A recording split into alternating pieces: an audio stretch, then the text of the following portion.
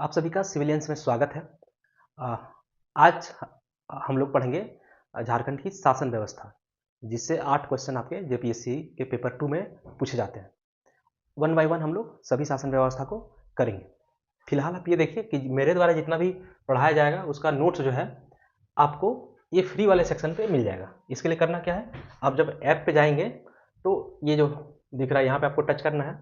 उसके बाद free material में जाना है और यहाँ पे फिर मिलेगा मेरा नाम। यहाँ से आप पीपीटी को प्राप्त कर सकते हैं, पढ़ सकते हैं। अब हम लोग अपने क्लास पे आते हैं। तो झारखंड का इतिहास, यहाँ से 8 प्रश्न पूछा जाता है शासन व्यवस्था में, जिसमें मुंडा शासन व्यवस्था से 1 क्वेश्चन, झारखंड का इतिहास जैसे नागवंशी शासन व्यवस्था से 1 प्रश्न, पढ़ा पंचायत से 1 प्रश्न, मांझी परगना शासन व्यवस्था से 1, मुंडा मान की शासन व्यवस्था से 1, ढोकलो सोहर से 1 और भी जातीय पंचायत शासन व्यवस्था है वहाँ से 2 प्रश्न पूछे जाएंगे। तो वन बाय वन हम लोग करेंगे, पहले मुंडा, फिर नागवंशी, उसके बाद आपका पढ़ा, इस तरह से हम लोग करेंगे। तो सबसे पहले है मुंडा शासन व्यवस्था। शासन व्यवस्था क्या है उस बात को आप समझिए कि प्रशासन को चलाने के लिए एक तरीका होता है। जैसे आज के समय की बात करें तो जिला जिला प्रशासन में क्या होता है कि सबसे ऊपर में होते हैं डीसी, और डीसी के बाद तरह तरह के पदाधिकारी होते हैं। जैसे शिक्षा के लिए अलग पदाधिकारी है, ब्लॉक में जैसे बीडीओ सीओ है, जमीन के लिए सीओ है, योजनाओं को कार्यान्वयन के लिए बीडीओ है। फिर अगर मान के चलिए कि चाइल्ड डेवलपमेंट वाली बात करें तो वहाँ सीडीपीओ है। तरह तरह के पदाधिकारी हैं, ऊपर में डीसी है, और फिर स्टेट से भी कंट्रोल होता है। तो इस प्रकार की व्यवस्था बनाई जाती है ताकि कोई भी काम जो हो इजीली अच्छा से हो जाए। पुराना व्यवस्था है ये सब, मुंडा शासन व्यवस्था। यहाँ पे भी ये देखना होगा कि गांव के लेवल में कौन कौन से लोग थे जो जिनको अधिकार प्राप्त था काम करने का, और किस प्रकार का काम वो करते थे।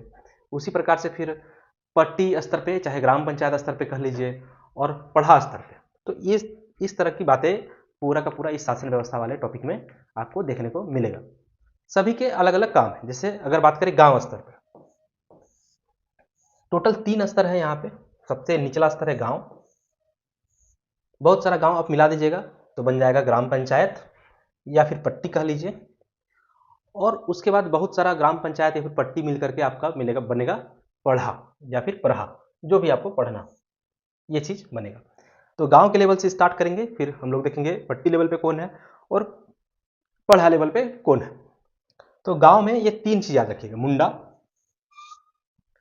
उसके बाद एक है वृद्धजन, और फिर है पाहन। सब आपको धीरे धीरे हो जाएगा अच्छा से। जैसे कि शासन व्यवस्था का नाम क्या है, मुंडा, तो ये नाम अपने आप में इंपॉर्टेंट है। तो यहाँ पे देखिए, ये नाम यहाँ देखिएगा मुंडा, ये क्या है, तो इनके पास प्रशासनिक और न्यायिक दोनों तरह का पावर है, और इनको प्रशासनिक और न्यायिक प्रमुख भी कहा जाता है गांव के लेवल पर। तो गांव के लेवल पर प्रशासनिक और न्यायिक प्रमुख कौन है, मुंडा। इनके सहयोगी कौन होते हैं, महतो और गुड़ाइत। अभी आगे इनका काम हम लोग देखेंगे। फिर है आपका भगदो प्रजा, जिसको हम लोग जो वृद्धजन को कहते हैं, या फिर वृद्धजन को भगदो प्रजा कहते हैं। इनका काम क्या है, ये एडवाइजरी बॉडी है, ये सलाह देने का काम करती है, क्योंकि इनके पास अपने लाइफ का बहुत बड़ा एक्सपीरियंस होता है। वही एक्सपीरियंस को ये शेयर करते हैं मुंडा के साथ, या फिर पाहन के साथ, या फिर महतो गुड़ाइत के साथ, जहां पे जब इनका जरूरत पड़े इनसे सजेशन लिया जाता है। तो वृद्धजन, जिनको हम लोग क्या कहते हैं, भगदो प्रजा कहते हैं, और एक है पाहन। तो पाहन को धार्मिक प्रमुख माना गया है, मतलब सारे पूजा पाठ का काम जो है पाहन के द्वारा किया जाएगा। इनके सहयोगी कौन है, पुजार या फिर पनभरा। ठीक है, ये गांव के लेवल में है। अब यहाँ पे इसको देखिए, मुंडा जनजाति के लिए है ये मुंडा शासन व्यवस्था। सीधा सा बात है, मुंडा जनजाति के लिए होगा, नाम ही वैसा है। इसमें कितने स्तर है, 3 स्तर है। निचला स्तर ग्राम, फिर पट्टी, और फिर पढ़ा। ग्राम, इसको पंचायत भी बोल सकते हैं, ग्राम पंचायत। ठीक है, मतलब कुछ गांव मिल करके पट्टी का निर्माण करते हैं, और फिर कुछ पट्टी मिल करके पढ़ा का निर्माण करते हैं, और अलग अलग लेवल पे अलग अलग लोग हैं। मुंडा शब्द का सामान्य अर्थ क्या होता है, विशिष्ट व्यक्ति या फिर गांव का राजनीतिक प्रमुख। इनके पास क्या होता है, मुंडा के पास, अभी अभी हम लोग देखे ये चीज कि इनके पास प्रशासनिक पावर भी है, तो एडमिनिस्ट्रेटिव पावर भी है इनके पास, और ये इनके पास न्यायिक प्रमुख भी है। न्यायिक प्रमुख मतलब कोर्ट, कोर्ट वाला पावर भी इनके पास है, जैसे हाई कोर्ट होता है उसी तरह से।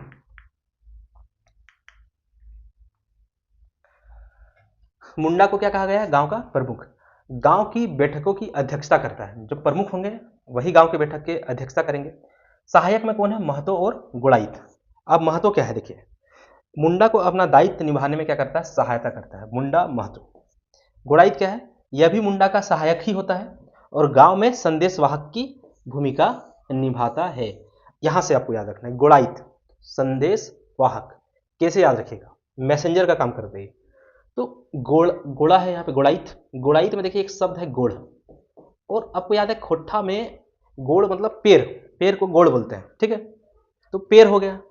अगर आपको संदेश कहीं ले जाना है, पहुंचाना है, तो आपको जाना होगा, और जाने के लिए क्या चाहिए? पेड़ चाहिए, गोड़ चाहिए आपको। तो यहां से हो गया गोड़ाइत क्या हो जाएंगे? संदेश वाहक का काम करेंगे। क्लियर है? यह किसी वाद, पर्व अथवा आयोजन को लेकर सूचनाएं ग्रामीणों तक पहुंचाता है, मुंडा के आदेशों से ग्रामीणों को अवगत कराता है। या पढ़ लीजिएगा, इसमें कोई ऐसा बड़ा चीज नहीं है। संदेशवाहक, ये मुंडा क्या जितना भी मैसेज है उसको ग्रामीणों तक ले जाता है, ग्रामीणों का जो मैसेज है वो मुंडा तक ले आता है। कुल मिला के इसको जा करके सूचना पहुंचाने का इसका काम है। तो जाएगा तो कैसे जाएगा? पेड़ से जाएगा, गोड़ से जाएगा। गुड़ाइत, गुड़ाइत का काम संदेशवाहक का है। ये मुंडा के सहायक भी है, सेम महतो भी, ठीक है। मुंडा को अपना दायित्व निभाने में सहायता करता है। अब यहां एक चीज समझिए, अगर मुंडा किसी कारणवश एब्सेंट हो जाए, मतलब बैठक आयोजित हुई है और मुंडा जो है, जो प्रमुख है, गांव के प्रमुख है, विशिष्ट व्यक्ति है, वो अगर एब्सेंट हो जाता है तो उनके एब्सेंट में कौन काम करेंगे? महतो, ठीक है। पाहन के बारे में भी हम लोग पढ़े। पाहन ये गांव के कौन होते हैं? धार्मिक प्रधान होते हैं। पर्व त्योहार विवाह का संपादन करना इनका काम होता है। गांव के सभी देवी देवता को शांत करने हेतु इनके द्वारा पूजा संपन्न किया जाता है। गांव में उठे कोई भी धार्मिक मामलों में इसकी अधिकारिता होती है। और इसके सहायता कौन है? पुजार या फिर पनभरा। तो पाहन का काम है पूजा करने का, ठीक है। तो सहायता कौन करेगा? पुजार या फिर पनभरा। यहां पे भी पूजा शब्द है। तो ये पाहन का सहायक होता है। फिर आता है घटवार। यह गांव की पंचायत के फैसले के अनुरूप किसी आरोपी पर लगाए गए दंड को पालन करवाना सुनिश्चित करता है, मतलब ये पुलिस की तरह है, ठीक है। घटवार, तो कोई भी फैसला जो हुआ है गांव के पंचायत में, तो उस फैसले के अनुरूप जो भी आरोपी है उस पर जो दंड लगा है उस दंड का पालन करवाता है कौन? घटवार। नेक्स्ट है वृद्धजन, जिसको भगदो प्रजा भी कहते हैं। ये सलाहकार की भूमिका निभाते हैं। क्यों ऐसा है? क्योंकि इनको जीवन का एक लंबा अनुभव प्राप्त होता है। ये बुजुर्ग लोग होते हैं, वृद्धजन होते हैं, और ये जो है एडवाइजरी बॉडी की तरह काम करती है, ये सलाह देती है सबको। तो सारा चीज क्लियर हो गया। यहाँ पे घटवार शब्द से ये चीज आप समझ जाइए कि ये पुलिस है।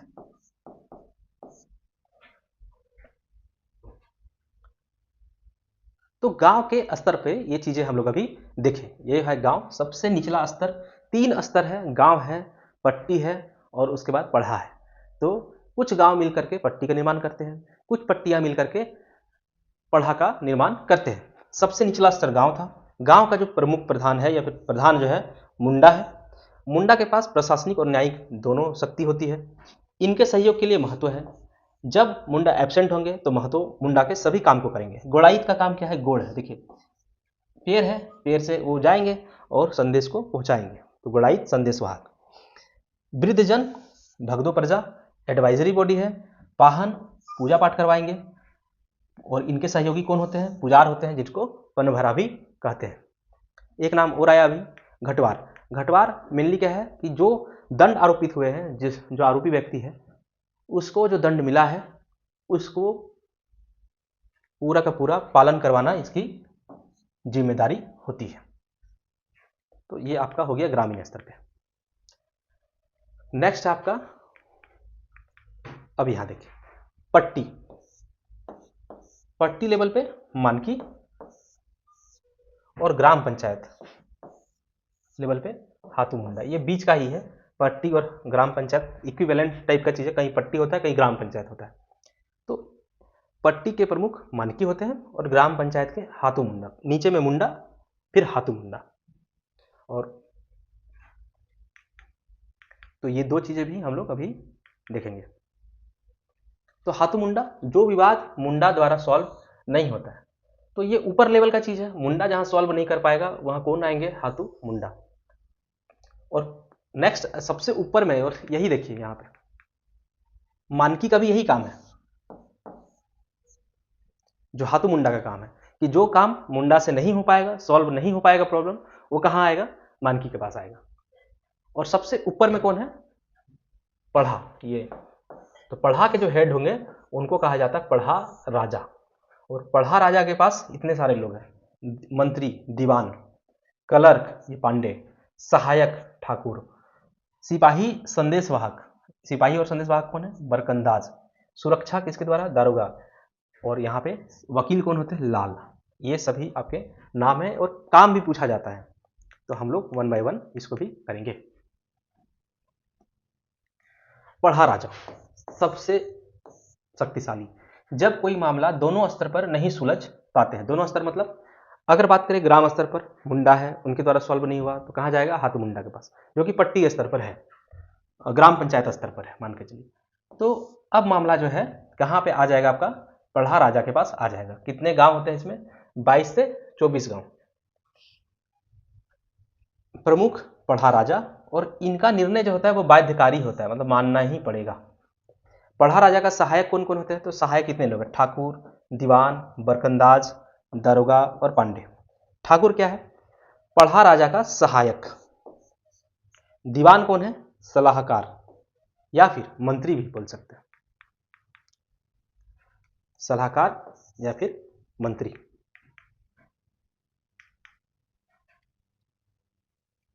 बरकंदाज संदेशवाहक, दारोगा सुरक्षा व्यवस्था के लिए जिम्मेदार होते हैं। पांडे जो है ये क्या है? क्लर्क, दस्तावेजों का रखरखाव करने वाला अधिकारी। लाल वकील, ठीक है। वादी और प्रतिवादी का पक्ष रखने हेतु लाल रखने की परंपरा है। इसमें छोटे लाल, मंझले लाल और बड़े लाल, 3 लोग हैं। मुंडा जनजाति की सर्वोच्च न्यायपालिका, कार्यपालिका और विधायिका कौन है? ये पढ़ा है। और इसके प्रमुख कौन होते हैं? पढ़ा राजा होते हैं। अब यहाँ पे इनका काम याद रखना होगा आपको। ठाकुर पढ़ा राजा के सहायक होते हैं, ठाकुर सहायक है। दीवान जो है ये मंत्री बोलिए चाहे सलाहकार बोलिए। बरकंदाज संदेश वाहक, गांव में संदेश वाहक कौन थे? तो गांव में संदेश वाहक थे गोड़ाइत।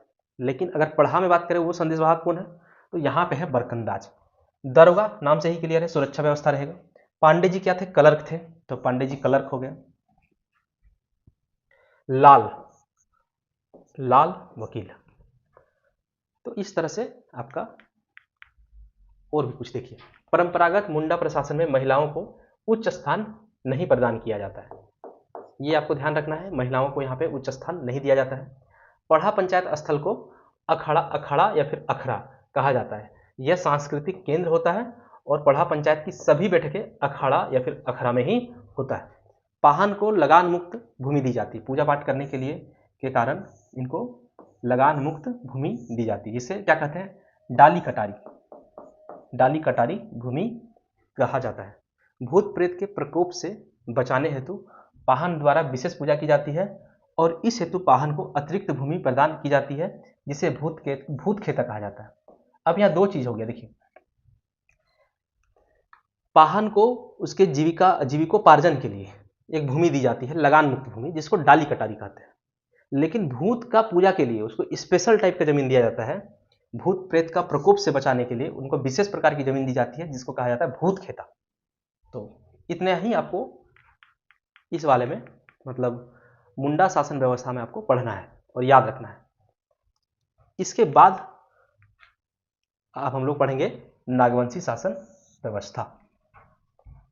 तो मुंडा शासन व्यवस्था से एक प्रश्न आएगा आपका, और जितना पढ़ाए उतना से ही आपका आ जाएगा, उससे ज़्यादा बाहर नहीं रहने वाला है।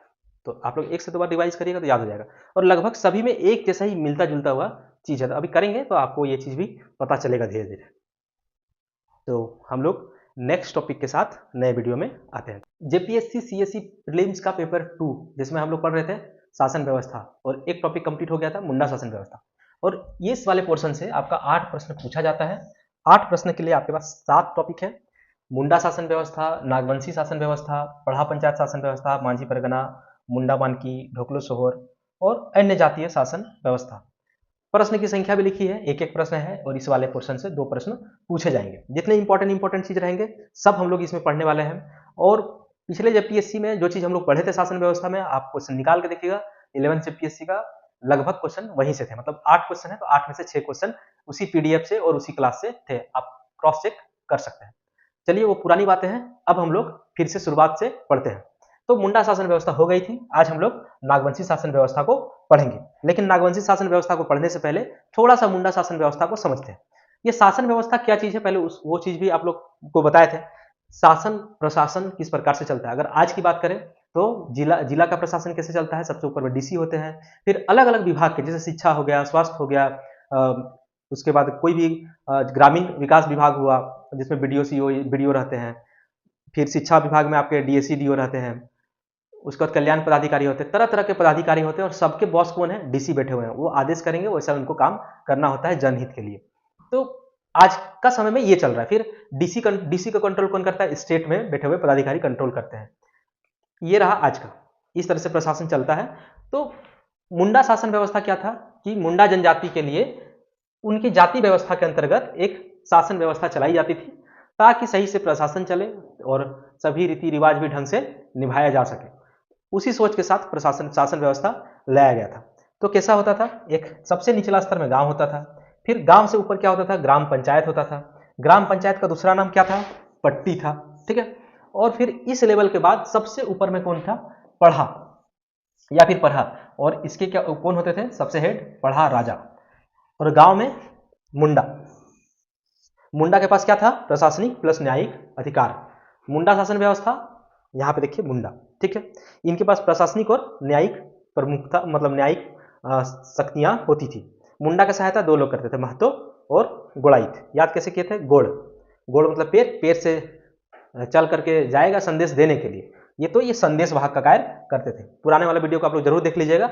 इसी तरह से गांव में और कौन होते थे, वृद्धजन को क्या कहते हैं, भगदो प्रजा।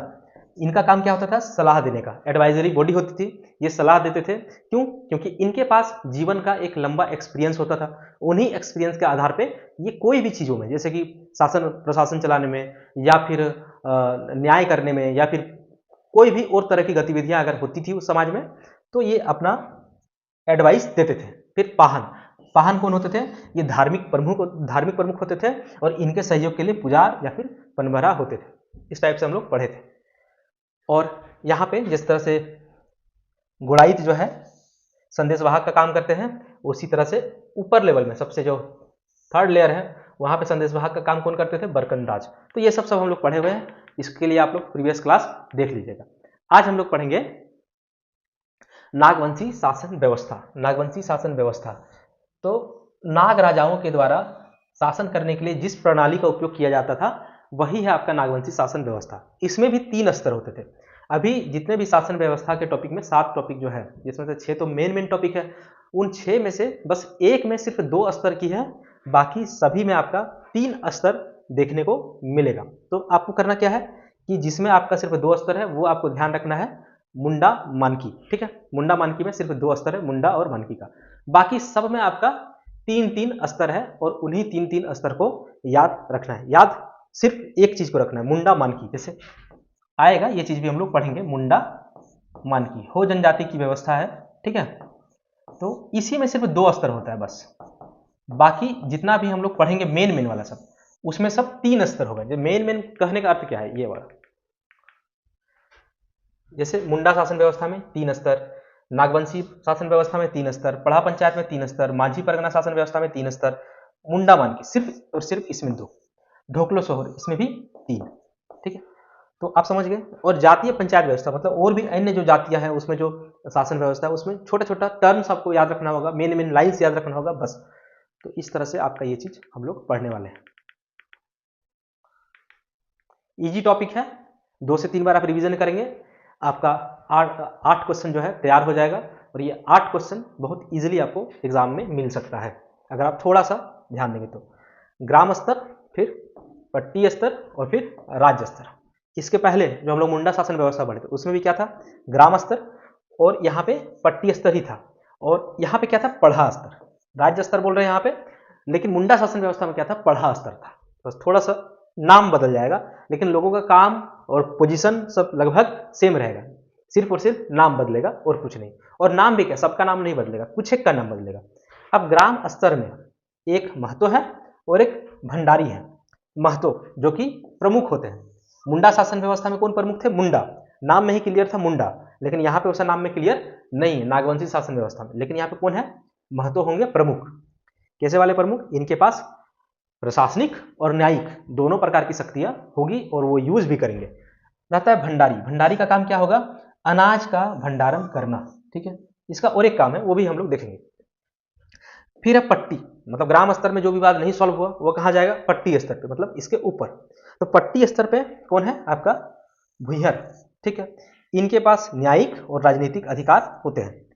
और यहाँ पे एक है पाहन, पाहन क्या होंगे, धार्मिक प्रधान। मुंडा शासन व्यवस्था में भी पाहन क्या था, धार्मिक प्रधान होते थे। नेक्स्ट आपका राज्य स्तर, राज्य स्तर में सबसे हेड कौन है, महाराजा, या फिर सिंपली आप समझिए राजा, राजा को ही महाराजा कहा जाता था। तो महाराजा का सहयोग कौन करता है, दीवान, दीवान के पास क्या होता है, वित्तीय, ये वित्तीय प्रमुख होते हैं। अगर और पांडे की बात करें तो ये क्या है, संदेश वाहक। जबकि अगर बात करें हम लोग मुंडा शासन व्यवस्था में, तो यहाँ पे संदेश वाहक कौन होते थे, बरकंदाज। और ग्राम स्तर पर संदेश वाहक कौन होते थे, गोड़ाइत, ठीक है। तो महाराज, महाराजा क्या है, कुछ नहीं है, राजा को ही महाराजा कहा जाता था, और ये राज का प्रमुख व्यक्ति होते थे। प्रमुख मतलब सबसे हेड ऑफ द हेड। दीवान, ये दीवान कौन है, तो वित्तीय प्रमुख होता था, और राज्य के सभी वित्तीय कार्य, जहां जहां फंड की जरूरत होती थी वो सभी दीवान के देखरेख में होता था। पांडे, पांडे क्या होता है, तो ये संदेश वाहक, सिंपल से याद रखिए, ये संदेश वाहक है, मतलब संदेश को पहुंचाएंगे कहां से कहां तक, तो राजा का संदेश को जनता तक, और जनता के संदेश को राजा तक, या फिर ऐसे समझ लीजिए कि राजा के संदेश को इनके इनके इनके सबके पास। फिर नेक्स्ट है भूइहर, भूइहर का है पट्टी का हेड। लेकिन यहां पे देखिए, ये आम जनता से मालगुजारी वसूल करता था, ठीक है, मालगुजारी वसूलने का जिम्मेदारी इसी का था। पाहन, पाहन क्या थे, सभी प्रकार के धार्मिक कार्य करते थे। महतो, महतो कौन थे, गांव का प्रमुख व्यक्ति। तो आपको बस कीवर्ड्स याद रखना है बस। भंडारी, तो अनाज का भंडारण हेतु ये उत्तरदायी थे, साथ में राजा के गांव में खेती भी करते थे। अब देखिए यहाँ पे नागवंशी शासन व्यवस्था हम लोग पढ़ रहे हैं, तो थोड़ा सा हिस्ट्री भी इसका पढ़ेंगे, नागवंशी शासन व्यवस्था का थोड़ा सा हिस्ट्री, जिसमें आप अगर देखेंगे कि नागवंशी शासन व्यवस्था की स्टार्टिंग कब हुई थी, तो 64 ईस्वी में, 64 ईस्वी मतलब प्रथम शताब्दी। और पहले जो राजा थे वो कौन थे, फनी मुकुट राय, ठीक है, नाग का फन होता है, तो फन से हो जाएगा फनी मुकुट राय, और नाग से हो जाएगा नागवंश। यह शासन व्यवस्था कब स्टार्ट हुई थी, तो मुंडा राज के बाद, मतलब मुंडा शासन व्यवस्था पहले थी, उसी में थोड़ा बहुत चेंज किया गया और नागवंशी शासन व्यवस्था बन गया। और फनी मुकुट राय जो कि पहले राजा थे, इनके द्वारा सुतियांबे को अपनी राजधानी बनाया गया था। ये आपका राजधानी सुतियांबे।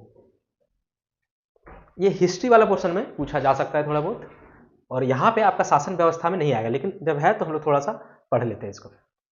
नागवंशी शासकों ने मुंडा शासन व्यवस्था में, जो मुंडा शासन व्यवस्था हम लोग पहले पढ़े थे, उसी में थोड़ा बहुत परिवर्तन करके अपने हिसाब से विस्तारित किया था, और यही बन गया आपका नागवंशी शासन व्यवस्था। लेकिन जो मुंडा शासन व्यवस्था का भू व्यवस्था था, कर व्यवस्था था, शासन व्यवस्था था, ये सभी जो है एज इट इज इसमें भी चलता रहा। लंबे समय अंतराल के बाद जब मुगल आक्रमण हुआ, ठीक है, तो मुगल आक्रमण होने के कारण इस व्यवस्था में भी मुगलों का प्रभाव आपको देखने को मिलेगा। कैसे, तो नजराना, राजाओं को अब मुगल शासकों को नजराना देना पड़ता था। नजराना क्या होता था, अनियमित मालगुजारी। जब मुगल शासक डिमांड करते थे उस समय यहाँ के राजा को कुछ देना पड़ता था, और अगर नहीं देते थे तो क्या होता, आक्रमण करने की संभावना बढ़ जाती थी। तो इसलिए बीच बचाव का काम होता था कि दे दिया जाता था। अब यहाँ पे नागवंशी राजाओं ने आम रैयतों से लगान वसूली की प्रक्रिया शुरू कर दी।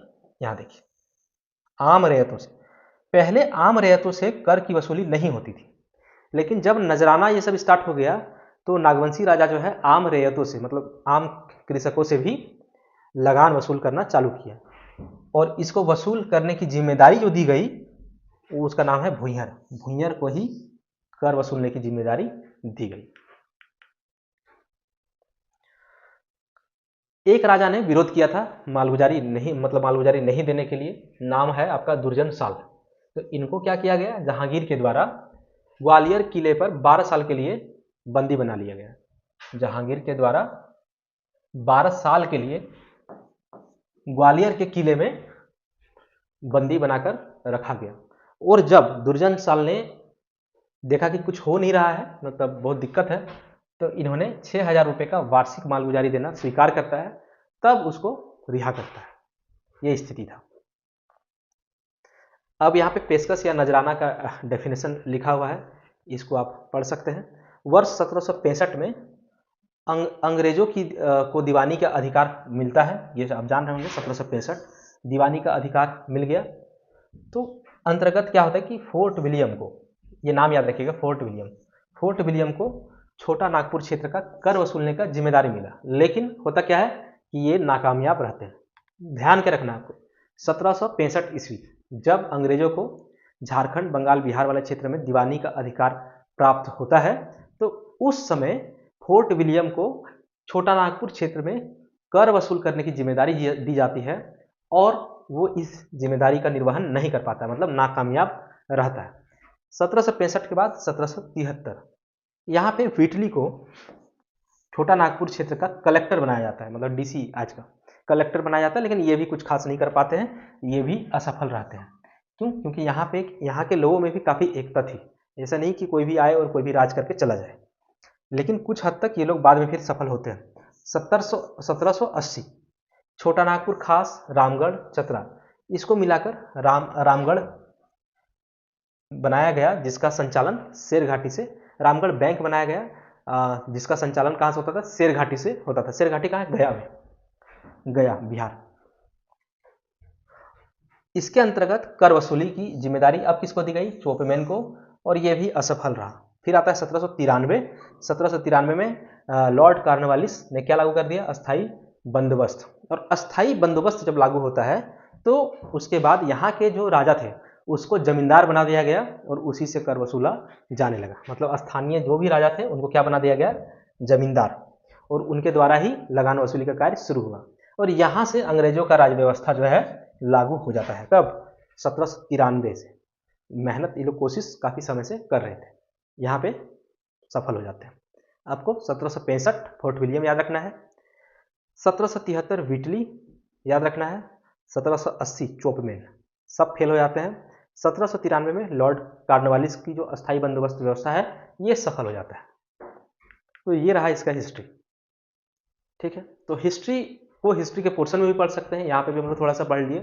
तो नागवंशी शासन व्यवस्था 1793 में जब अस्थाई बंदोबस्त लागू हो जाती है, उसके बाद कंप्लीटली खत्म हो जाता है।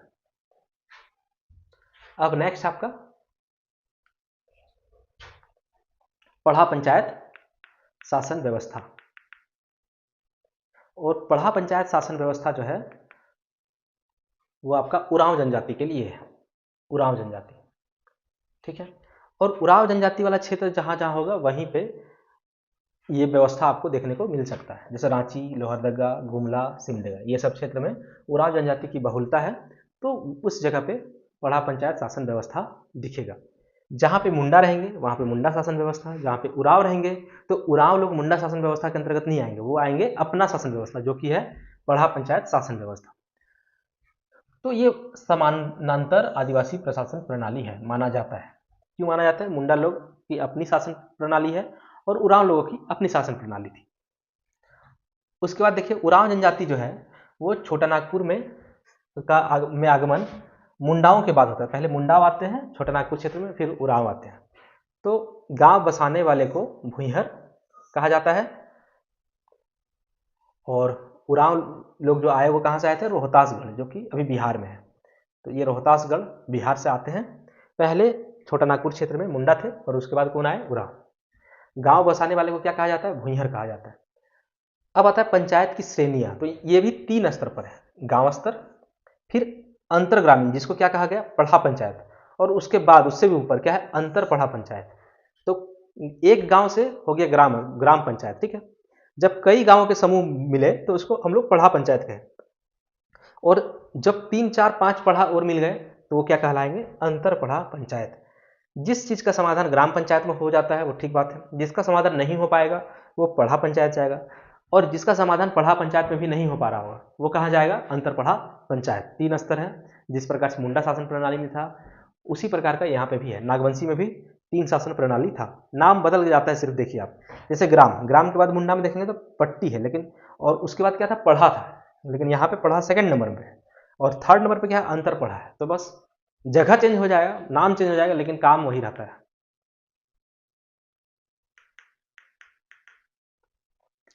जैसे ये है आपका सबसे नीचे ग्राम स्तर, फिर आता है पढ़ा स्तर, और पढ़ा स्तर के बाद आएगा अंतर पढ़ा स्तर।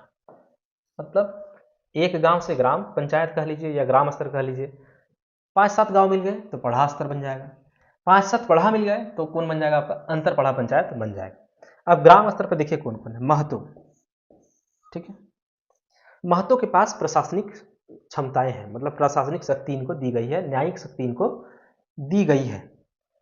महतो ही था आपका नागवंशी शासन व्यवस्था में भी, गांव का प्रमुख महतो थे। मुंडा शासन व्यवस्था में कौन थे, मुंडा थे। तो महतो नागवंशी शासन व्यवस्था में भी है।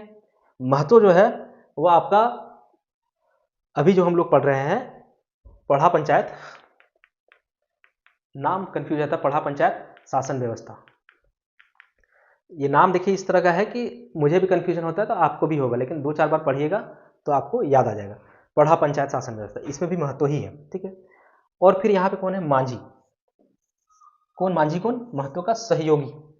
धार्मिक प्रमुख देखिए कौन है, पाहन, और पाहन का सहयोगी कौन है, बेगा, या फिर वेद भी कहीं कहीं बोलता है, तो पाहन। और फिर संदेश वाहक कौन है यहाँ पे, भंडारी। जबकि अगर हम लोग बात करें इसके पहले वाले में जो नागवंशी शासन व्यवस्था हम लोग पढ़े थे, वहां पे भंडारी क्या थे, तो भंडारी अनाज का संग्रहण करते थे और राजा के खेत का खेती करते थे, ठीक है। लेकिन यहाँ पे कौन है, संदेश वाहक। जो समस्याएं ग्राम स्तर पर नहीं सॉल्व हो सकेगी वो कहाँ जाएगा, पढ़ा पर जाएगा। पढ़ा में कौन कौन है, तो पढ़ा राजा, ये सबसे हेड है पढ़ा स्तर पर, इनके पास प्रशासनिक और न्यायिक सारी शक्तियां हैं। दीवान कौन है, तो दीवान यहाँ पे सहायक का काम करते हैं। नागवंशी शासन व्यवस्था में भी दीवान क्या थे, दीवान जो है सारे वित्तीय कार्य करते थे, तो यहाँ पे सहायक। मंत्री जो है यहाँ पे मंत्री एक नया शब्द आया, मंत्री एक नया पद है। ये क्या करेंगे, ये सलाह देने का काम करते हैं, जबकि अभी तक सलाहकार का काम कौन कर रहे थे, भगदो प्रजा, वृद्ध जन, ठीक है। यहाँ पे मंत्री। अब आता है पनभरा। पनभरा का काम क्या है, बैठक को आयोजित करवाने वाला आदमी, ठीक है। फिर है कोटवार, संदेश वाहक। जबकि इससे पहले संदेश वाहक कौन कौन थे, तो बरकंदाज, उसके बाद आपका गुड़ाईत, ऐसे थे। लेकिन यहाँ पे संदेश वाहक कौन है, कोटवार। जो समस्याएं पढ़ा पंचायत में नहीं, पढ़ा स्तर पर नहीं सॉल्व हो सकती है वो जाएगा अंतर पढ़ा स्तर पर। और यहाँ पे हेड कौन है, पढ़ा दीवान। तो यहाँ पे देखिए ये दीवान है और ये है पढ़ा दीवान। थोड़ा थोड़ा नाम में बदल गया, लेकिन बहुत अगर बात करें हायरार्की में तो ये बहुत ऊपर है इनसे। अब 1 बाय 1 हम लोग देखते हैं। ग्राम पंचायत के पदाधिकारी, तो यहाँ पे हेड कौन है, महतो, जैसे नागवंशी शासन व्यवस्था में थे। और यह पद जो है वंशानुगत होता है, ये ध्यान रखिएगा, ये पद कैसा होता है, वंशानुगत। मांझी का सहयोगी कौन है, महतो। और जितने भी गांव में आदेश वादेश जो भी है सब पहुंचाने का काम किसका होगा, महतो का। पाहन, ये धार्मिक प्रमुख शुरू से रहे हैं। अब ये पद जो है वंशानुगत नहीं होता, महतो वंशानुगत होता है लेकिन पाहन वंशानुगत नहीं होता है, हर 3 साल में चयन होता है। नेक्स्ट भंडारी। भंडारी संदेश वाहक भी है और ये भंडार का प्रभारी भी है। जैसे नागवंशी शासन व्यवस्था में भंडारण का काम कौन करते थे, भंडारी, यहाँ पे भी है, लेकिन यहाँ पे भंडारी को एक अतिरिक्त काम दिया गया है, किसका, संदेश वाहक का। कोटवार, कोटवार ही गोड़ाईत है यहाँ पे कि संदेश वाहक का कार्य करते हैं। अब यहाँ पे देखिए 3 भूमि है, महतोई भूमि देखने को मिलेगा, पहनई भूमि और भंडारगिरी भूमि। तो नाम से क्लियर है, ये भूमि महतो को दिया जाएगा, ये भूमि पाहन को दिया जाएगा, और ये वाला भूमि किसको दिया जाएगा, भंडारी को दिया जाएगा। एक प्रसिद्ध कहावत है, क्या पूछ सकता है एग्जाम में, ये कहावत दे देगा और बोलेगा किस शासन प्रणाली के तहत है। तो पाहन गांव बनाता है और महतो गांव चलाता है। तो ये है आपका पढ़ा पंचायत शासन व्यवस्था का एक कहावत है। अब आता है पढ़ा पंचायत की संरचना। ग्राम पंचायत हो गया, अब पढ़ा पंचायत। तो पढ़ा पंचायत में 7, 12, 21 या 22 गांव को मिला करके बनाए जाते हैं। यहाँ पे हेड कौन है? पढ़ा राजा। तो पंचायत का क्या होगा? प्रमुख होंगे। दीवान क्या होगा? राजा का सहायक होगा। नागवंशी शासन व्यवस्था में दीवान कौन थे? तो दीवान का काम था नागवंशी शासन व्यवस्था में वित्तीय प्रमुखता निभाने का। जहां पे भी वित्तीय कार्य होगा दीवान होते थे। मंत्री का काम यहाँ क्या है? सलाहकार का। पन भरा बैठक का आयोजन करेंगे, साथ में भोजन की व्यवस्था करेंगे। कोटवार संदेश वाहक का काम करेंगे, साथ में दंड भी लागू यही करते हैं कोटवार। ठीक है। अब यहाँ पे है कि जो भी गांव है उस गांव का नामकरण उससे संबंधित पदाधिकारी के नाम पर रखा जाता है। जैसे राजा का अगर गांव है तो राजा गांव, दीवान का गांव है तो दीवान गांव, उसके बाद पाहन का गांव है तो पनेर गांव, कोटवार का गांव है तो कोटवार गांव, और अगर प्रजा का गांव है तो प्रजा गांव। एक नया शब्द मिलेगा, दूध भैया गांव। ये क्या चीज है देखिए। मान के चलिए कि ए नाम का आदमी है, स्मॉल ए। ठीक है। ये पहले एक पढ़ा पंचायत है, कैपिटल ए, इसमें आता था। जैसे एक पढ़ा पंचायत बनता है कितना? 7, 12, 22, 21 या 22 गांव से। तो 7 गांव में से मान के चलिए एक ये है, तो एक गांव है ए, ये अभी किसके अंतर्गत आ रहा है? ए के अंतर्गत आ रहा है। ठीक। लेकिन क्या हुआ कि कुछ होता है दिक्कत इसको, या फिर इच्छा, या फिर कुछ भी हो, ये दूसरा पढ़ा पंचायत में, मतलब एक दूसरा पढ़ा पंचायत है बी, इसमें चला जाता है। यहाँ पे इससे हट करके इसमें चला गया, तो ये ए जो है इसको दूध भैया गांव कहते हैं। खासियत क्या है यहाँ पे? ये ए जो है इस कैपिटल ए से, मतलब इस पढ़ा पंचायत से संबंध खराब नहीं करता है, ये सिर्फ इसके साथ सम्मिलित हो जाता है। तो इस प्रकार के गांव को दूध भैया गांव कहते हैं। ठीक है। विशेष परिस्थिति में कोई गांव संबंधित पढ़ा से संबंध तोड़े बिना, मतलब संबंध नहीं तोड़ता है, बस उसे छोड़ करके अन्य पढ़ा में शामिल हो जाता है, तो उसे क्या कहा जाता है? दूध भैया गांव। और दूध भैया गांव के नए पढ़ा में शामिल होने से वह अंतर पढ़ा बन जाता है। अब आता है अंतर पढ़ा पंचायत। तो कई पढ़ा पंचायतों को मिला करके क्या बनाया जाता है? अंतर पढ़ा पंचायत। और इसके प्रमुख कौन होते हैं? पढ़ा दीवान होते हैं। और यहाँ पे देखिए एक चीज कि विवाद और समाधान प्रक्रिया, जैसे छोटे विवाद और समस्या हो, छोटे समस्या या विवाद हो, तो वो ग्राम पंचायत में हल किया जाता है। ठीक है। अब जैसे बड़े वाले हो तो वो चला जाएगा पढ़ा पंचायत में।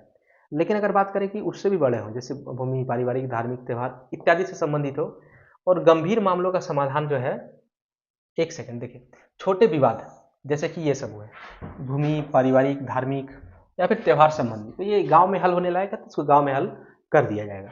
अब गंभीर मामलों का समाधान तो वो होता है आपका, या तो पढ़ा में होगा या तो अंतर पढ़ा पंचायत स्तर पर होगा, जो गंभीर मामले होंगे। लेकिन उसमें भी क्या, हत्या जैसे गंभीर मामले को छोड़ करके, हत्या को छोड़ करके, इसको छोड़ करके बाकी जैसे पारिवारिक, संपत्ति या सामाजिक विवाद जो बड़े लेवल का है, जो ग्राम स्तर पे नहीं सॉल्व किए गए हो, वो आपका सॉल्व होगा पढ़ा में या फिर अंतर पढ़ा पंचायत में।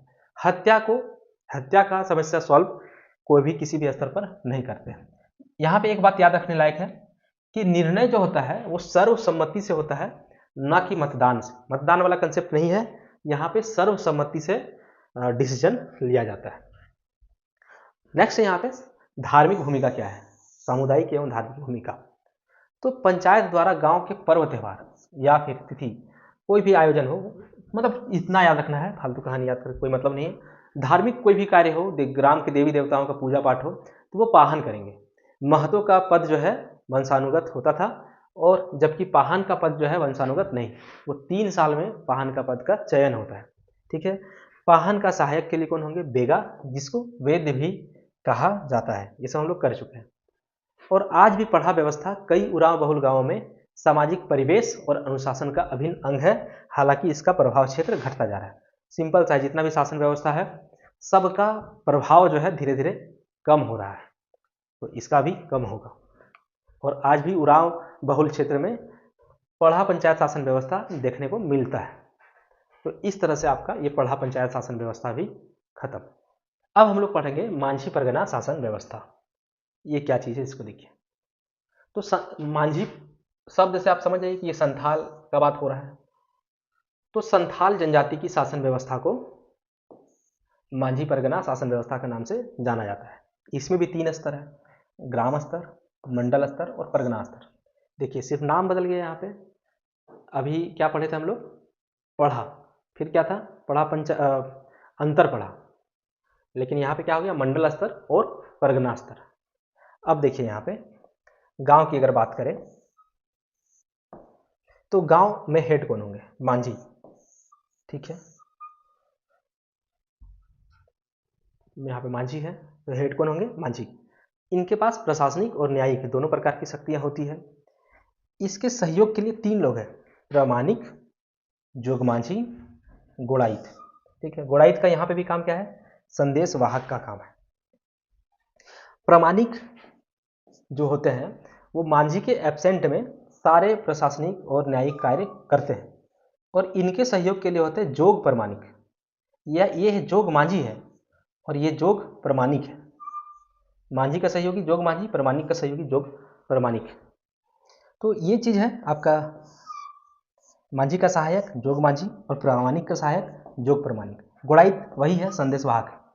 गांव में कौन कौन है आपका? नायके, लासेर टंगाए, ये टंगाए है, और भगदो प्रजा। भगदो प्रजा क्या काम करेंगे? एडवाइजरी बॉडी है, ये सलाह देने का काम करेंगे, ठीक है। सलाह किनको देंगे? तो जितने भी यहाँ पे दिख रहा है मांझी, नायके, किसी को भी ये सलाह दे सकते हैं। और ये क्या होते हैं? एक्सपीरियंस्ड लोग होते हैं, मतलब एजेड पर्सन होते हैं जिनके पास अपने लाइफ का बहुत एक्सपीरियंस होता है। तो एक्सपीरियंस है तो ये बांटते हैं एक्सपीरियंस। नायके यहाँ पे धार्मिक प्रधान है। अभी तक धार्मिक प्रधान कौन हो रहे थे? पाहल, बाकी शासन प्रणाली में, लेकिन यहाँ पे कौन है? नायके है। और लासेर टंगाई कौन है? सुरक्षा का काम करते हैं, मतलब पुलिस है एक तरीके से। लाश और पुलिस। नेक्स्ट वाला स्तर जो है मंडल स्तर, यहां पे है मोड़े मांझी। इधर मांझी, इधर सहायक जोग मांझी, और यह है मंडल के लिए मोड़े मांझी, परगना के लिए परगनेत। इस तरह से नाम है। अब इनका काम देखिए। मांझी क्या है? संथाल गांव का प्रमुख है। इनके पास दोनों प्रकार की शक्तियां होगी, प्रशासनिक और न्यायिक शक्तियां होगी। और ग्राम पंचायत की सिंपल सा बात है कि अगर ये प्रमुख है तो ग्राम पंचायत की अध्यक्षता भी करेंगे। उसके बाद हत्या जैसे सिर्फ गंभीर मामलों को छोड़ करके बाकी सभी प्रकार के मामले, जैसे जमीन जायदाद के हो या फिर तलाक के हो या फिर आपसी झगड़ा, यौन अपराध, ऐसे जो भी मामले हो, ये सभी सुलझाने का काम करते हैं मांझी। लेकिन अगर मांझी एब्सेंट रहे तो उनके अनुपस्थिति में कौन रहेंगे? प्रामाणिक, या फिर प्रामाणिक कह लीजिए या फिर प्राणिक कह लीजिए। इनको उपमांझी भी कहा जाता है, ठीक है। नेक्स्ट है जोग मांझी। जोग मांझी क्या है? सहायक है। ये मांझी के कौन है? सहायक है। इनका कब काम होता है? विशेषकर जन्म और विवाह संबंधी मामलों में। जोग, शादी और जन्म, विशेष योग, अच्छा योग में होना चाहिए, तो उसके लिए है जोग मांझी, ठीक है। जोग मांझी के अनुपस्थिति में अगर ये नहीं रहेंगे तो इनके अनुपस्थिति में जोग प्राणिक उसके दायित्वों का निर्वहन करता है। अब अगर आप डायग्राम देखिएगा थोड़ा सा आपको कंफ्यूजन होगा। मांझी के एब्सेंस में कौन काम करेंगे? प्रामाणिक। और जोग मांझी के एब्सेंस में कौन काम करेंगे? जोग प्रामाणिक। ध्यान रखिएगा।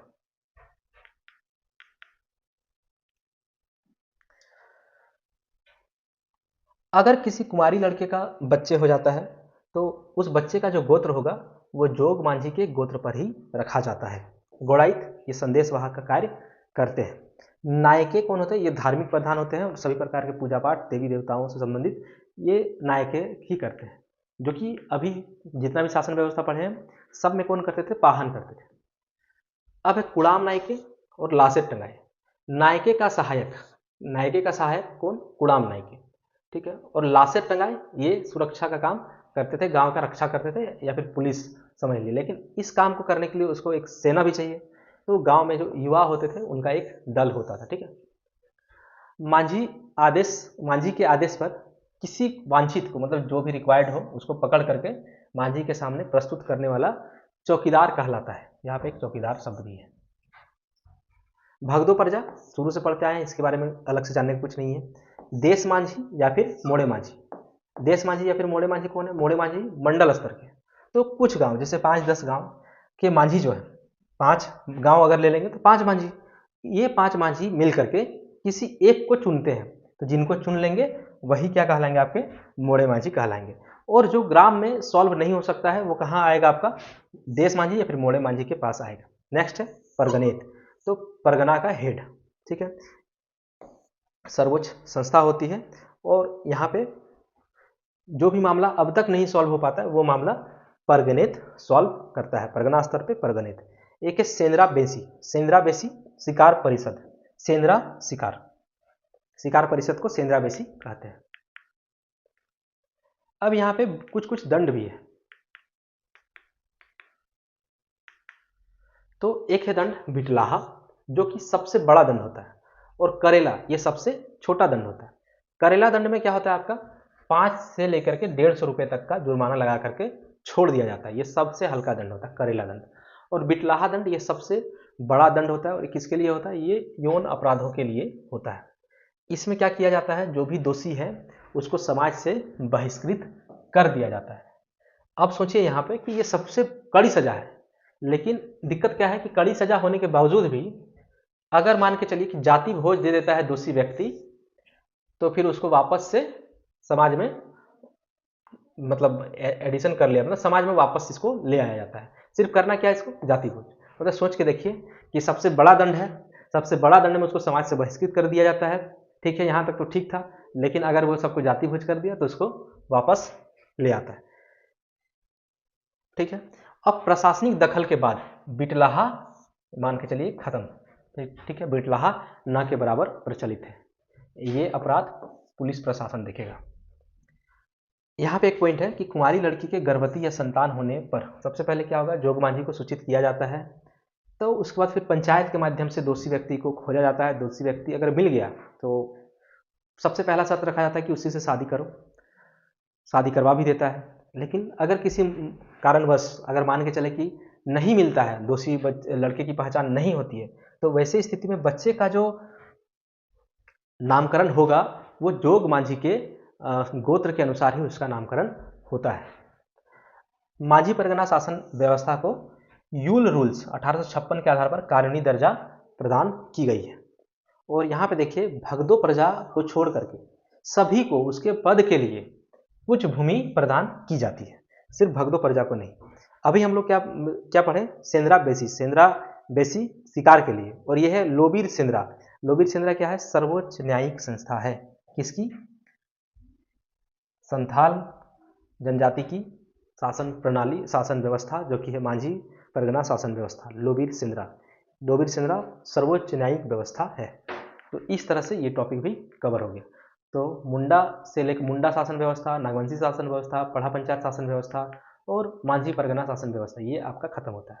नेक्स्ट है मुंडा मानकी शासन व्यवस्था और ढोकलो सोहर शासन व्यवस्था, ये दो, और अन्य जाति की जो शासन व्यवस्था है वो तीनों हम लोग अलग से एक सेपरेट वीडियो में पढ़ेंगे।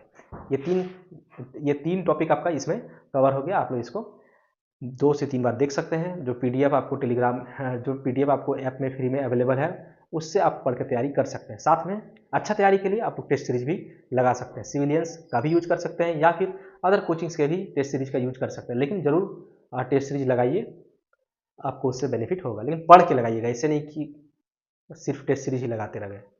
पहले पढ़ना है, फिर टेस्ट देना है और एनालिसिस करना है। को नमस्कार जोहार।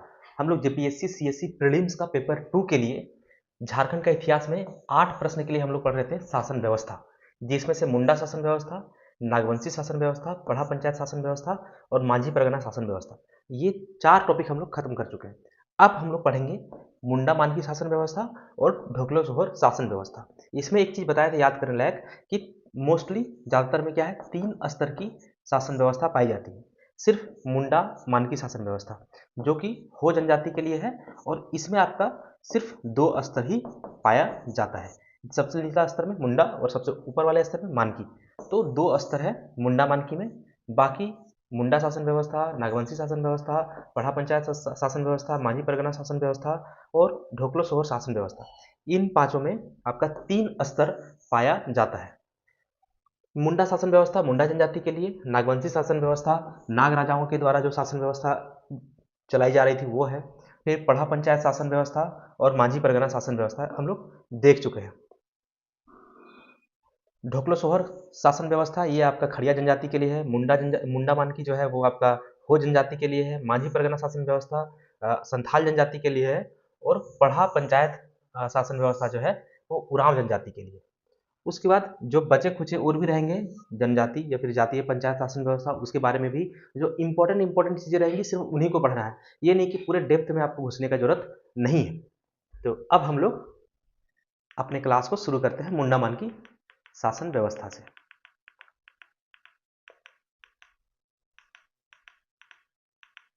हाँ, तो ये हो जनजाति की परंपरागत शासन व्यवस्था है और विल्किंसन रूल जो है 1837, इनके अनुसार आपको मुंडा मानकी शासन व्यवस्था को मान्यता प्राप्त है। किनके द्वारा दिया गया था? तो विल्किंसन रूल, कैप्टन विल्किंसन के द्वारा। इससे पहले माझी परगना शासन व्यवस्था जो पढ़े थे हम लोग, तो माझी परगना शासन व्यवस्था को भी मान्यता प्राप्त थी। किनके द्वारा? यूल रूल के द्वारा।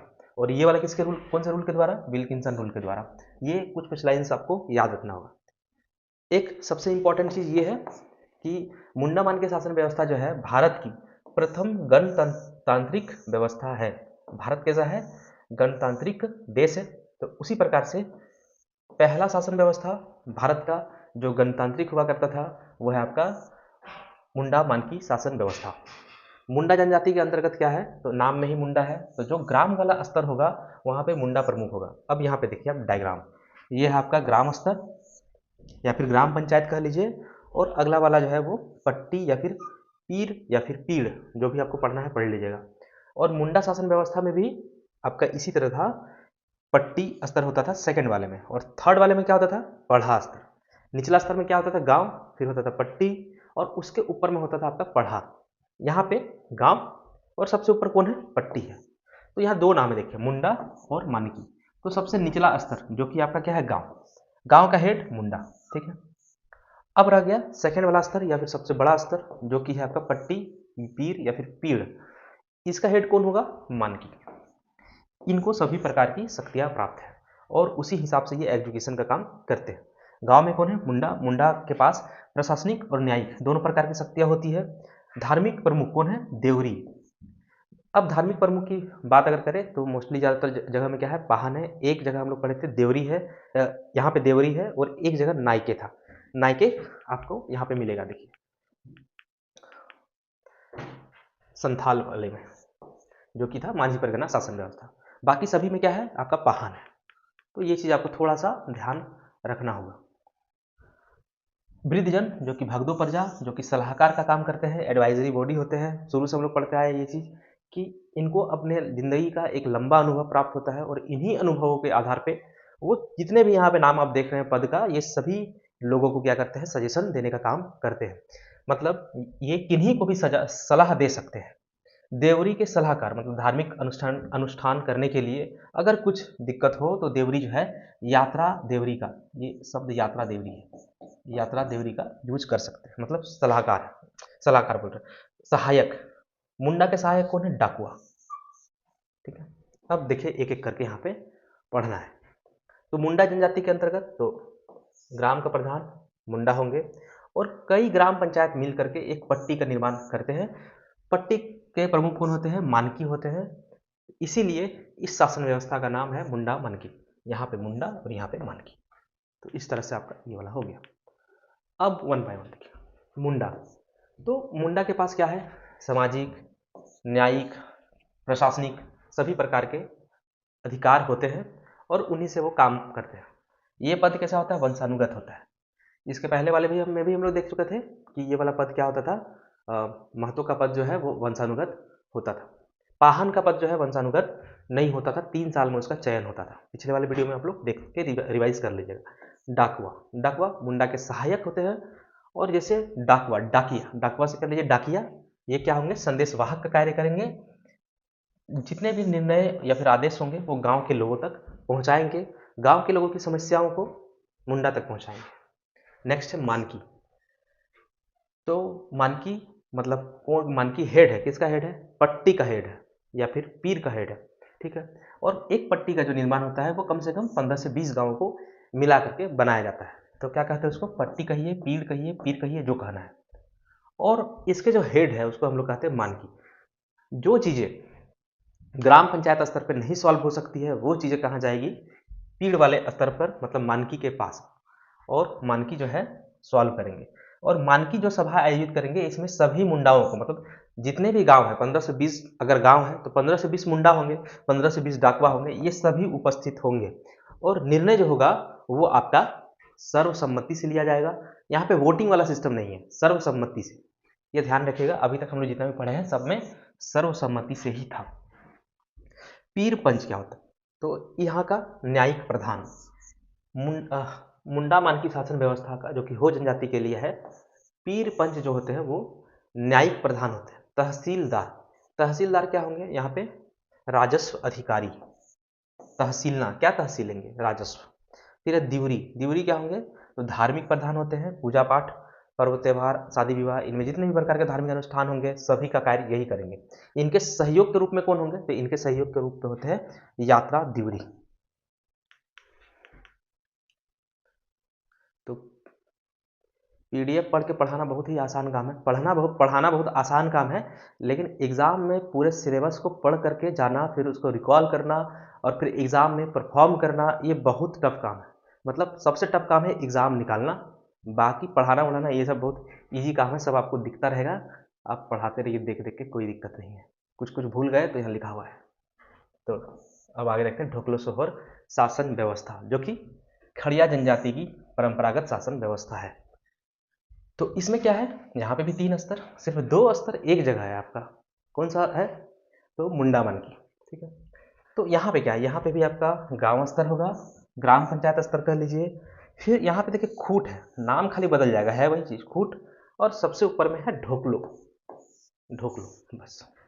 तो ढोकलो के जो प्रधान है, मतलब ढोकलो के जो हेड होंगे वही है ढोकलो सोहर, और इन्हीं के नाम पे ये शासन व्यवस्था रखा गया है। ढोकलो सोहर कह लीजिए या फिर राजा कह लीजिए, सेम चीज़ है। अब देखिए गांव में जो प्रमुख है वो कौन है, महतो, ठीक है। प्रमुख है इसका मतलब इनके पास न्यायिक और प्रशासनिक सभी प्रकार की क्षमताएं हैं इनके पास। फिर है पाहन कालो, ठीक है। तो पाहन शब्द आ गया, ये पकड़िए आप, ठीक है। और अगर इसके साथ कालो लग गया तो आप समझ जाइए कि ढोकलो सोहर का है। सिंपल पाहन रहेगा तो अदर्स का, लेकिन अगर कालो लग गया तो समझ जाइए ये ढोकलो सोहर का है। कौन है, धार्मिक प्रमुख है, सारे प्रकार के अनुष्ठान इन्हीं के द्वारा किया जाता है। ये करटाहा है, ठीक है, करटाहा। करटाहा का काम है शुद्धिकरण का, मतलब आप कोई दोष कर दिए हैं, उसका आपको सजा भी मिल गया है, तो इनके व्यवस्था के अनुसार ये माना जाता है कि अगर आपने कोई गलत काम किया है तो आप अशुद्ध हो गए हैं, तो समाज में आप रहने लायक नहीं है। अब अगर वापस आपको समाज में लाया जाना है तो इसके लिए आपका शुद्धिकरण किया जाएगा। तो इसलिए शुद्धिकरण का काम करने के लिए भी एक पद है जिसको कहते हैं करटाहा। नेक्स्ट है सलाहकार, जिसको वृद्धजन कहिए चाहे भगदो प्रजा, शुरू से पढ़ते आए हैं, ये बहुत इंपॉर्टेंट है, पूछ देता है हर बार कि भगदो प्रजा कौन है, तो वृद्धजन है, सलाहकार है। अब देखिए महतो, ये पोस्ट बहुत बड़ा है, तो इसके लिए 3 तरह के लोग हैं। एक है आपका नेगी, जो महतो के सहायक होंगे। एक होगा गंडा, जो कि संदेशवाहक होगा। और शुद्धिकरण का कार्य ये करटाहा करते हैं, ठीक है, करटाहा। ऊपर में भी देखिए वही है, सेम चीज़ है। यहाँ पे आप इसको मत मानिए, चाहे यहाँ पे रखिए चाहे यहाँ पे रखिए, उससे कोई दिक्कत नहीं है। महतो ही ऑल इन ऑल है, तो इसी के अंडर ये लोग सब आ जाते हैं। हालांकि ये जो पाहन वगैरह है सब इंडिपेंडेंट होते हैं, लेकिन एक दूसरे से सलाह मशवरा भी होता रहता है। नेक्स्ट है बीच वाला पार्ट, बीच वाला स्तर जो है खूंट। खूंट के जो हेड होते हैं उसको कहते हैं खड़िया घाट। ये आप याद रखिएगा, ये एकदम अलग नाम है इसलिए, खड़िया घाट। सबसे ऊपर वाला अब सबसे ऊपर वाला स्तर देखें, ढोकलो, ढोकलो के हेड ढोकलो सोहर। अब यहाँ पे सलाहकार कौन है, दीवान। तो दीवान कहीं पे मंत्री का काम करते थे, कहीं सलाहकार थे, यहाँ पे भी कौन है, सलाहकार है। एक जगह हम लोग देखे थे दीवान जो है वो वित्तीय प्रमुख थे, सभी प्रकार के वित्तीय कार्य करते थे। तो वो सब आपको टर्म्स याद रखने हैं। लीखाकण, नाम में है लीखाकण, लिखने का काम कलर का होता है। फिर है एक तिंजोकण, तिजोरी, तिजोरी मतलब संग्रह करता, संग्रह करके तिजोरी में रखता, तो संग्रह करता। अब 1 बाय 1 देखिए। महत्व, तो प्रमुख होंगे ये, इनके पास प्रशासनिक शक्ति होगी, न्यायिक शक्ति होगी, और इसी का वो उपयोग करेंगे। ये पद क्या होता है? वंशानुगत होता है। एक बात ध्यान देने लायक है कि ये जो पोस्ट है, मतलब यहाँ पे गांव के स्तर पे जो प्रशासनिक प्रमुख है, कोई अभी तक जितना भी हम लोग शासन प्रणाली पढ़े सब में गांव के लेवल पर जो आपके प्रशासनिक प्रमुख है, ये पद कैसा है? तो ये पद है आपका रिजर्व्ड, वंशानुगत है। यहाँ पे भी है। तो अब ये प्रमुख है तो ये अध्यक्षता भी करेंगे, और इसके सहयोगी के लिए कौन कौन होंगे? नेगी होंगे और गंडा होंगे। ठीक है। गंडा का काम क्या है? आदेशवाहक का है। नेगी क्या है? ये महत्व का सहायक होता है। गंडा क्या होता है? ये संदेशवाहक है। ये सभी प्रकार के संदेशों को ग्रामीणों तक पहुंचाते हैं। पाहन या फिर कालो, एक सेकंड, वहां पे गलती से हम बोल दिए थे पाहन कालो, नहीं, यहाँ पे पाहन है या फिर कालो, दोनों ही शब्द आपको देखने को मिलेगा, या तो पाहन या तो कालो। तो आप समझ जाइएगा ये क्या है? धार्मिक प्रधान है। ठीक है। और सभी प्रकार के धार्मिक मामले इन्हीं के द्वारा सुलझाए जाते हैं, और ये धार्मिक मामलों में जुड़े विवादों पर महत्व को सलाह देता है। तो जितने भी धार्मिक प्रमुख हैं वो धार्मिक मामलों में सलाह भी देने का काम करते हैं। करटहा, करटहा क्या है कि अगर शुद्धिकरण करना है तो इनके द्वारा किया जाएगा, लेकिन कैसे? अगर कोई व्यक्ति इनके परंपराओं का उल्लंघन करता है तो ऐसा माना जाता है कि वो अशुद्ध वाला काम किया है, वो अशुद्ध हो चुका है, तो अब उसको समाज में रखने लायक नहीं है वो आदमी। तो अब अगर उसको समाज में रखना है तो उसको शुद्धिकरण करना होगा, और शुद्धिकरण करेंगे कौन? करटहा। वृद्धजन, इसके बारे में ज़्यादा और नहीं पढ़ेंगे। खड़िया घाट, खड़िया घाट ये प्रमुख है किसका? खूंट का। ठीक है। खूंट का निर्माण कैसे होता है? 5 से लेकर के 22 गांव के समूह को खूंट कहते हैं। तो खूंट के जो प्रमुख होंगे वो खड़िया घाट के नाम से जाना जाता है। और ये जब बैठक करेंगे तो इस समय जितने भी करटाहा हैं उन सभी को प्रेजेंट बोल रहे हैं, जितने भी करटाहा हैं उन्हीं करटाहों में से एक को चुना जाता है खड़िया घाट। जितने भी करटाहा उन्हीं में से एक कौन होंगे? खड़िया घाट। ढोकलो सोहर सबसे ऊपर वाला, ढोकलो सोहर ढोकलो का राजा है, ढोकलो सोहर। यह खड़िया समाज की जनजातीय सभा होती है जिसमें लगभग सभी खड़िया गांव शामिल होते हैं, और ये सर्वोच्च संस्था है और सबसे बड़ी यही है। और इसके सहयोग के लिए कौन कौन होंगे? दीवान, लिखाकड़, तिंजोकड़। दीवान सलाहकार, लिखाकड़ ये लिखने वाला मतलब क्लर्क, तिंजोकड़ मतलब तिजोरी से संबंधित है, मतलब ये संग्रहकर्ता। दीवान, लिखाकड़ और तिंजोकड़ हो गया। तो इस तरह से ढोकलो सोहर और मुंडा मानकी ये दोनों शासन व्यवस्था भी कंप्लीट है। अब जो अन्य जातीय पंचायत शासन व्यवस्था है इनको हम लोग कंप्लीट करेंगे। इसमें ध्यान रखना है, पूरा डीप में घुसने की जरूरत नहीं है। जो अलग इंपॉर्टेंट बात है, मतलब करमाली जनजाति से संबंधित, पहाड़िया जनजाति से संबंधित जो भी इंपॉर्टेंट चीजें हैं बस आपको उन्हीं को करना है। जैसे लोहरा जनजाति में, ये लोहार नहीं होगा, लोहरा जनजाति में जो कोई भी प्रकार का संगठित शासन व्यवस्था नहीं है, कोई संगठित शासन व्यवस्था नहीं, ये बात ध्यान रखना है। किसमें? लोहरा जनजाति में। भूमिज में क्या है? तो भूमिज में जो इनकी पंचायत व्यवस्था है उसमें हेड होते हैं प्रधान, और ये पद क्या होगा आपका? वंशानुगत। सभी में वंशानुगत ही था, गांव के जो प्रधान होते थे। फिर आता है महली। महली में क्या है? 12 गांवों की सभा का गठन किया जाता है, जिससे पर्चा, ये वाला भी लिख सकता है या फिर ये वाला भी, दोनों ही चलेगा। ठीक है। तो ये चीज ध्यान रखना है कि पर्चा किससे संबंधित होगा? महली जनजाति से। फिर माल पहाड़िया है और सोरिया पहाड़िया है। इसमें देखिए, इसमें जो हेड होंगे मांझी। ठीक है। इसमें भी जो हेड होंगे वो कौन होंगे? मांझी। और मांझी परगना शासन व्यवस्था में भी कौन है? मांझी। ठीक है। ये सब मिलता जुलता चीज है। यहाँ पे एक चीज थोड़ा सा देखिएगा, माल पहाड़िया में मांझी या फिर मुस्तगिरी, तो दोनों मौ से स्टार्ट है। माल पहाड़िया, मुस्तगिरी, 2-4 बार पढ़िएगा, ये आपका सेट हो जाएगा। ठीक है। मांझी की सहायता कौन करता है? गुणाइत। मांझी परगना शासन व्यवस्था में भी यही चीज था, गुणाइत ही। गुणाइत जो है वही मांझी का सहायक था, सहायता करता था। तथा सहायता और कौन करता था? गुड़ाइत और दीवान। यहाँ पे भी दीवान है। मांझी परगना शासन में भी मांझी भी होते थे, गुड़ाइत भी होते थे, दीवान भी होते थे। 2 या 2 से अधिक गांवों के विवाह को एक अंतर ग्रामीण पंचायत द्वारा सुलझाया जाता था, जिसका मुखिया सरदार कहलाता था। यहाँ पे देखिए चीज है, अगर दो अलग अलग गांव में अगर शादी का विवाद हो तो कौन सुलझाएगा? सरदार। इस जनजाति में बिटलाहा जैसी सजा का प्रावधान नहीं है, ये ध्यान रखिएगा। यहाँ पे बिटलाहा जैसी सजा की प्रावधान नहीं है। बिटलाहा सबसे बड़ा दंड होता था किसमें? मांझी परगना शासन व्यवस्था में। ठीक है। कितना बड़ा दंड होता था? समाज से निष्कासित करने का। लेकिन हास्यास्पद बात क्या था कि सबसे बड़ा दंड होने के बाद भी अगर जाति भोज कर दिया तो इसको समाज में वापस ले आता था। ठीक है। और किस तरह की? यौन अपराध के लिए। तो प्रशासन का जब इंटरफेयर हुआ तो बिटलाहा माझी परगना शासन व्यवस्था में भी आजकल खत्म कर दिया गया है। और माल पहाड़िया में कभी भी ये व्यवस्था नहीं था बिटलाहा का। अब है सोरिया पहाड़िया। सोरिया पहाड़िया में भी ग्राम पंचायत का प्रधान माझी। माझी का सहायक कौन होगा? गिरी, कोतवार, भंडारी, गोड़ाइथ। ठीक है। 15 से 20 गांव पर क्या होता है? एक नायक होता है, मतलब नायके कह लीजिए आप, नायक कह लीजिए या नायके। ठीक है। 70 से 80 गांव पर एक सरदार। सरदार यहाँ पे भी देखिए ये वाला, ठीक है, वहां पे भी है। नेक्स्ट करमाली। करमाली मालिक, कर्मा मालिक। ठीक है, ये गांव का प्रधान है। परगना स्तर पर कौन है? सतगवैया नामक पंचायत, सतगवैया। ठीक है, परगना स्तर पर।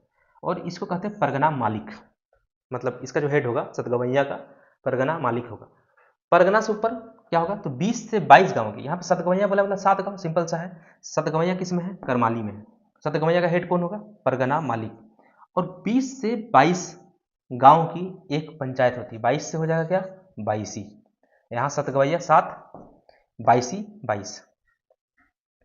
अब आता है पहाड़िया। पहाड़िया, ठीक है, ये पढ़ैया नहीं है। ग्रामीण पंचायत का प्रधान कौन होगा यहाँ पे? महतो। पहाड़िया का महतो।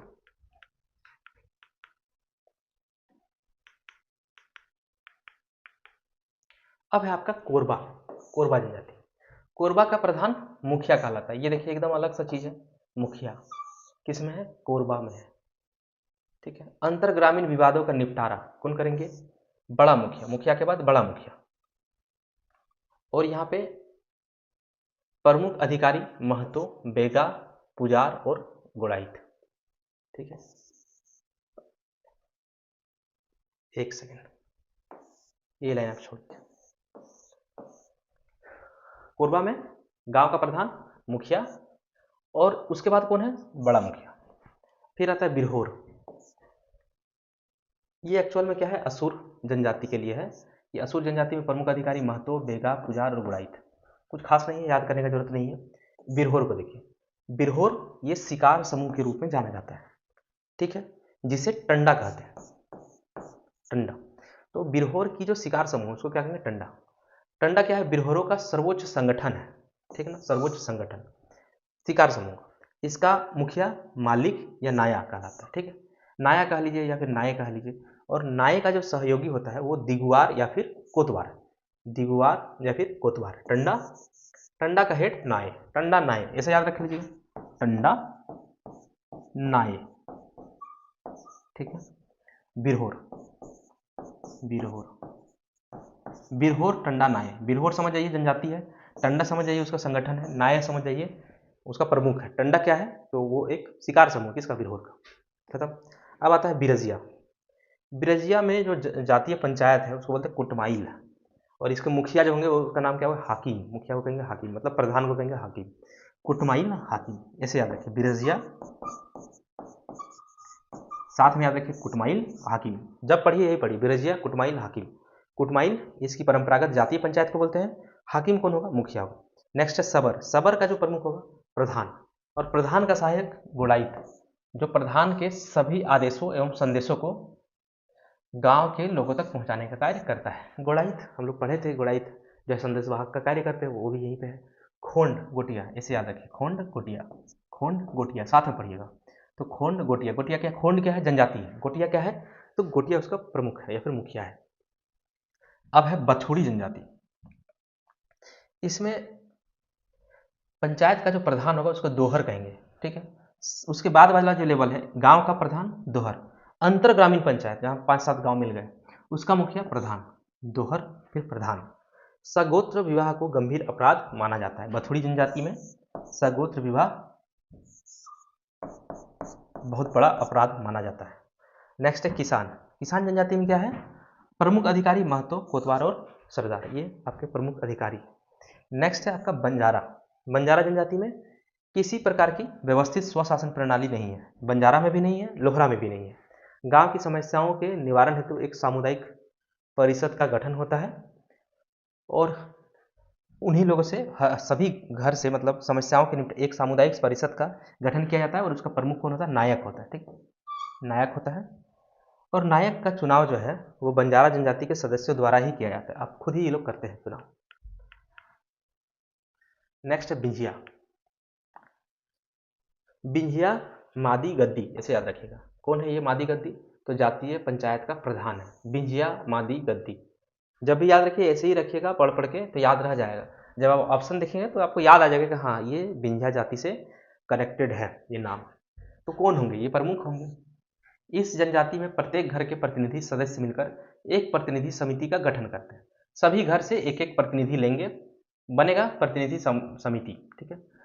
और जिसका प्रमुख कौन होंगे? करटहा होगा बस।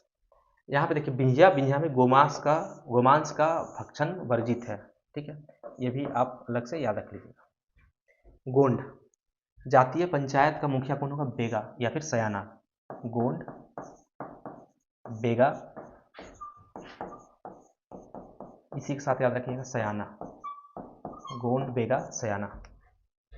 क्या बात है? चेरो में 3 स्तर है। गांव में प्रधान जो होगा वो मुखिया, फिर है अंचल स्तर, फिर है जिला स्तर। जिला स्तर पे कौन क्या होगा? सभापति। तो मुखिया सभापति, ये याद रखें। चेरो 3 स्तर, मुखिया और सभापति। नेक्स्ट है चीक बड़ाइक। चीक बड़ाइक में जो है राजा कहलाता है प्रमुख। अंतर ग्रामीण पंचायत, कई गांव मिल करके अंतर ग्रामीण पंचायत का गठन करते हैं और उस अंतर ग्रामीण पंचायत का जो मुखिया होगा तो इसको राजा कहते हैं। राजा की सहायता के लिए कौन कौन होंगे? दीवान होंगे और पांडरे होगा, ठीक है। बेदिया जनजाति। बेदिया जनजाति में भी ग्राम का प्रमुख जो है महतो या फिर प्रधान के नाम से जाना जाता है।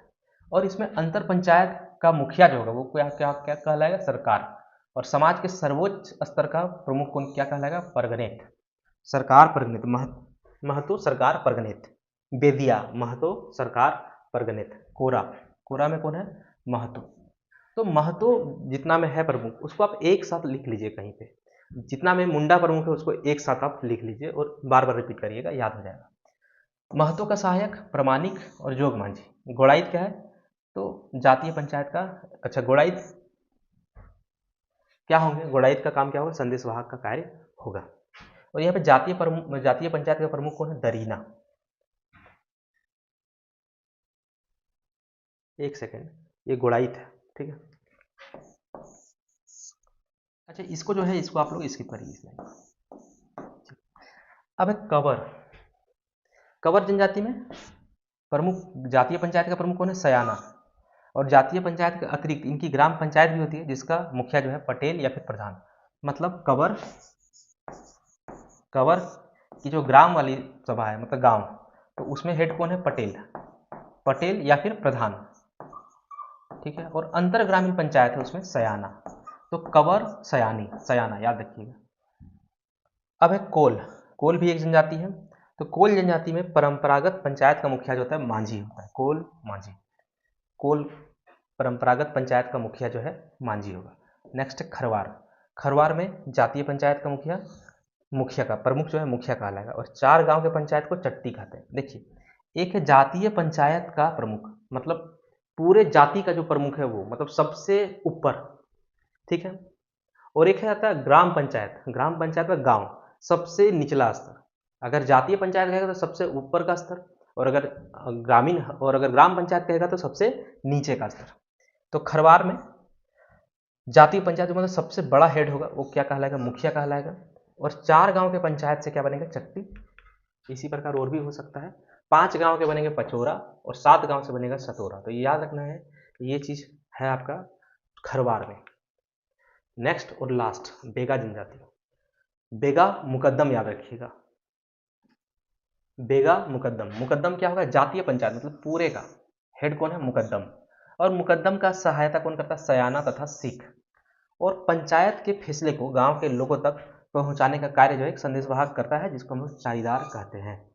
तो इस तरह से जितने भी इंपॉर्टेंट फैक्ट्स थे वो सभी आपके कवर हो गए हैं। अब आपके पास अगर देखिए अगर आपके पास टाइम नहीं है तो कम से कम इतना पढ़िए। इससे क्या बेनिफिट होगा? इससे 50 to 60% क्वेश्चन जो है आपको डायरेक्ट बन जाएगा। लेकिन कुछ क्वेश्चन का क्या होगा?